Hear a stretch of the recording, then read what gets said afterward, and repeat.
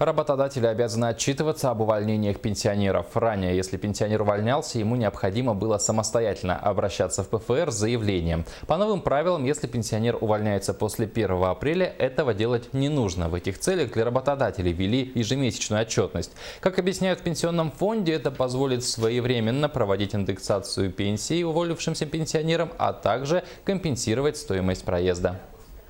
С 1 апреля ежемесячно до 10 числа, следующего за отчетным